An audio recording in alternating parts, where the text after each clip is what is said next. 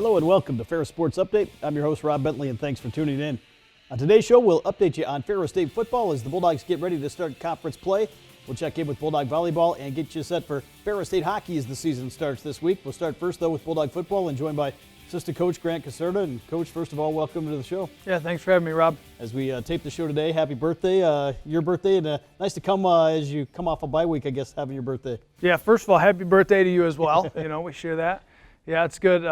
We're excited to get back into it. The bye week's good time to reset, but we're ready to get back after it. Before we talk more about the bye week, obviously the last game, the homecoming game, a big 76-0 win over Rio Grande, and just what was it like being able to get so many guys into that contest and get so many guys some quality playing time? Really good. I think coming into the game, we dressed normal, more guys than normal, and we felt like we had a chance to get them in, and we did what we were supposed to do in the first half, and we're able to roll a lot of guys through there in the second half and got some true freshmen in there, and it's just invaluable experience anytime you can play in a game, whether it's a blowout or not. For those guys to get their first experience is huge. Obviously, that wrapped up the non-conference portion of the schedule, 4-0, and kind of right where you want to be going into the start of conference action. Yeah, this is exactly where we wanted to be. Take care of the non-conference schedule going into the bye week, and then we're geared up for the 7-game conference slate here coming forward. And this is 4-0 is as good as you can do. Obviously, we have some stuff we can clean up, but at the end of the day, we're where we wanted to be. How did those non-conference games really help prepare you for the start of GLIAC play? Had a couple tough opponents in there, and Pittsburgh State and Tiffin among some of the other non-conference games. Yeah, the Pitt State game was huge. I mean, that's a playoff caliber opponent, a top 10 team, and then the Tiffin game turned into a battle, and it tested us, and it's good for us to experience some adversity. It can't always be 76-0. It needs to be competitive, and that was not our best game, but we came out of it, and I think it created a sense of urgency in our guys to really make sure we're sharpening the sword each week. Obviously, this past week, the bye week, maybe talk about how you guys handled that bye week and kind of gave the guys an opportunity to rest up but still got some work done. Yeah, it's just a big opportunity for us to work on some stuff we need to clean up without an opponent to prepare for, just going in there and shoring up things that we need to get better at generically, and making sure that as we go into conference play, we've got all of our base personnel groups covered. Roles are starting to solidify themselves, and we're starting to get those guys more reps that need to get them, and just making sure that we're all ready for GLIAC play. Obviously, for some of the guys, first time they've had a chance maybe to work on some of those individual skills and stuff to continue to try to get better since preseason camp. Yeah, and it's a big thing during the bye week. We get more individual time. We get to do some more drills within our groups. I coach the linebackers. We're doing more tackling, block destruction stuff that once the season's rolling, a lot of times we're into team sessions all the time. We're constantly running plays against the opponent scout team and doing that. And this gives us a chance just to get back to some of that stuff we do in preseason, base fundamental drills that can fall by the wayside if you let them. So it was a good use of our time over the bye week getting back to some of that stuff.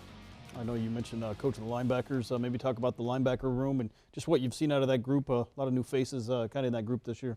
Yeah, it was kind of a little bit of an unknown compared to the rest of our defense. We had a lot of guys coming back in the D-line and in the secondary, and people didn't know what to expect. I had really high expectations for this group, though, and I still do. We got, Nolan and Zay are kind of headlining it right now, doing a good job so far, and then we've got other guys that have rolled in and are going to continue to push for playing time with Lico Johnson, Ryan Ahern, Jarek Fields, Kramer, and Michael Bush too. So I feel really good about the depth of our group. I feel good about the guys that have played so far, and we're only going to get better and better.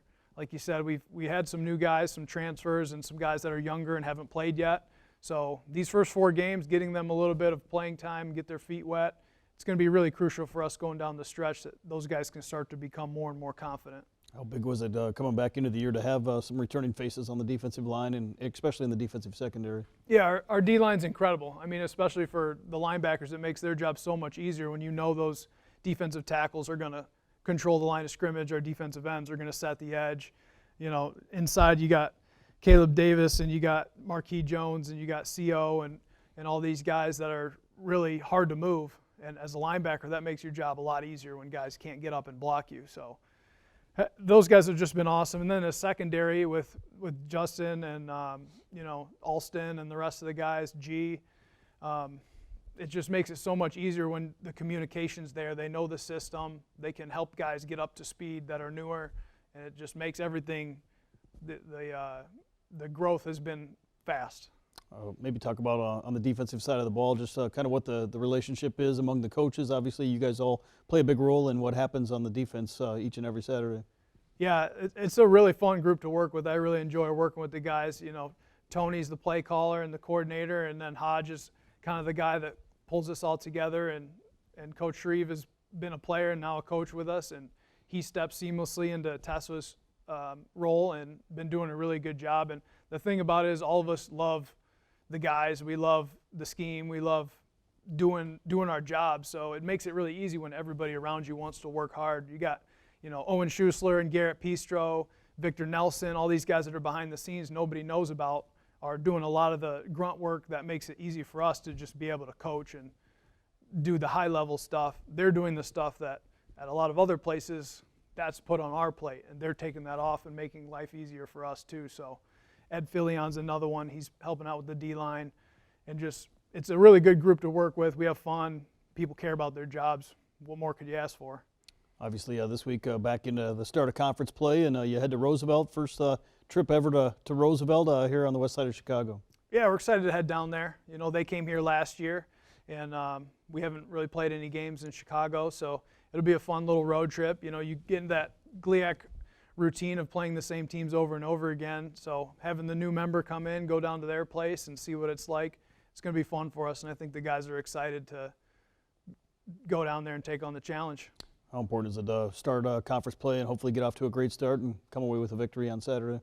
Really big. I mean, it's just like we talked about the non-conference schedule. If you can get those first few wins and get off on the right foot, it just gives you momentum moving into the meat of the schedule, and just getting off, you know, 1-0 is going to be really important for us. Obviously, during the course of the season, you guys get to work against the offense each and every day. Maybe talk about how much that prepares you for these games and these challenges on Saturdays. Yeah, and it's so unique because the way that our quarterbacks are. I mean, Wyatt, super dynamic, huge arm, really fast, and then you got Carson, who's really a strong runner in between the tackles and a big guy. And then you've got Chase, who's the fastest kid on campus, and you're playing against these different quarterbacks all the time. It prepares you for basically anything that you could see.